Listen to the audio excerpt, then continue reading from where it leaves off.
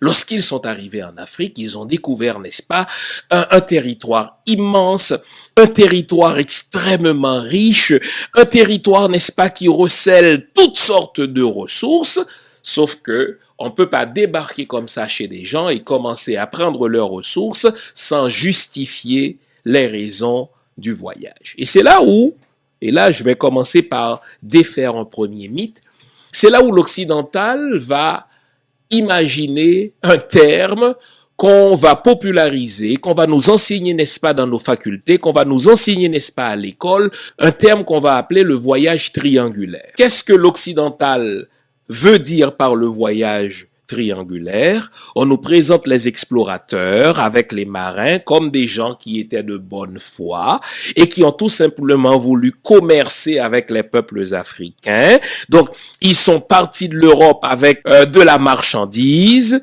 qu'ils vont échanger en Afrique, n'est-ce pas?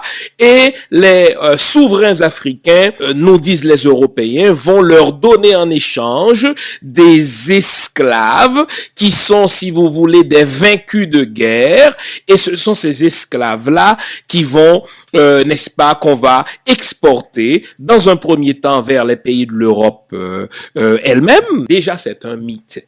Il n'y a jamais eu, si vous voulez, de voyage triangulaire. Lorsque les Européens sont partis de l'Europe, n'est-ce pas, vers la fin du Moyen-Âge pour se rendre en Afrique, ce n'était pas du tout dans le but de faire du commerce, c'était dans le but de voler des terres, c'était dans le but, n'est-ce pas, de kidnapper des gens et pour les forcer à travailler pour eux à perpétuité comme esclaves.